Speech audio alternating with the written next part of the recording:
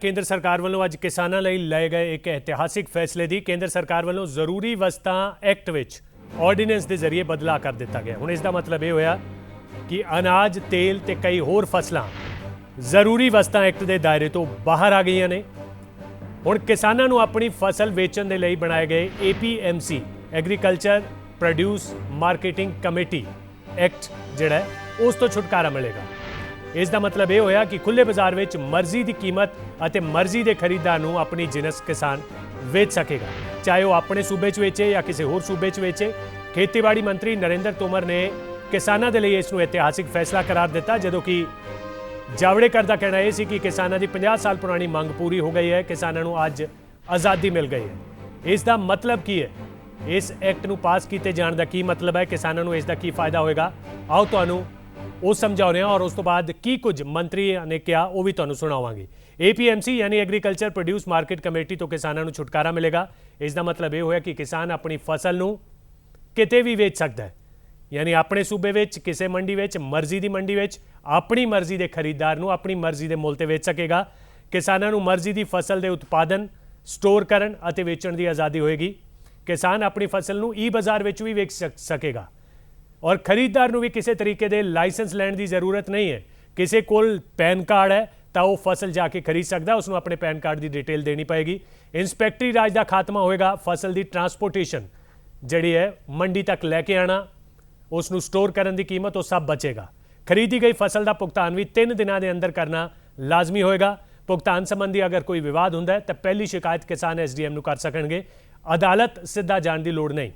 APMC ਯਾਨੀ agriculture produce market committee, ਇਸ ਤੋਂ ਛੁਟਕਾਰਾ ਦਿੱਤਾ ਗਿਆ। ਐਸੈਂਸ਼ੀਅਲ ਕਮੋਡਿਟੀ ਐਕਟ ਜ਼ਰੂਰੀ ਵਸਤਾਂ ਅਧਿਨਿਯਮ ਜਿਹੜਾ ਉਸ ਵਿੱਚ ਬਦਲਾਅ ਕੀਤਾ ਗਿਆ। ਹੁਣ ਕਣਕ, ਚਾਵਲ ਜਾਂ ਹੋਰ ਜਿਹੜੀਆਂ ਵਸਤਾਂ ਨੇ ਜਿਸ ਵਿੱਚ ਤੇਲ, ਅਨਾਜ ਤੇ ਹੋਰ ਵੀ ਕਈ ਫਲ ਫਰੂਟ ਨੇ, ਉਹ ਹੁਣ ਇਸ MSP ਜਿਹੜੀ ਹੈ ਉਹ ਤਾਂ ਸਰਕਾਰ ਤੈਅ ਕਰੇਗੀ, ਪਰ ਉਸ ਤੋਂ ਬਾਅਦ ਅਗਰ ਕਿਸਾਨਾਂ ਨੂੰ ਕਿਤੋਂ ਵੱਧ ਆਪਣੀ ਫਸਲ ਦਾ ਮੁੱਲ ਮਿਲਦਾ ਤਾਂ ਉੱਥੇ ਵੀ ਉਹ ਵੇਚ ਸਕਦਾ। ਕਿਸੇ ਵੀ ਸੂਬੇ ਵਿੱਚ ਜਾ ਕੇ, ਕਿਸੇ ਵੀ ਮੰਡੀ ਦੇ ਵਿੱਚ, ਕਿਸੇ ਵੀ ਪੋਰਟਲ ਤੇ ਕਿਸਾਨ ਆਪਣੀ ਫਸਲ ਵੇਚ ਪਾਏਗਾ। ਕਿਸਾਨ ਲਈ ਬਾਜ਼ਾਰ ਖੋਲ ਦਿੱਤਾ ਗਿਆ। APMC ਤੋਂ ਉਸ ਨੂੰ ਛੁਟਕਾਰਾ ਦੇ ਦਿੱਤਾ ਗਿਆ। किसान की 50 साल से जो मांगे थी वो आज पूरी हो रही है। पहला अत्यावश्यक कानून इसेंशियल कमोडिटीज एक्ट, अत्यावश्यक वस्तु कानून,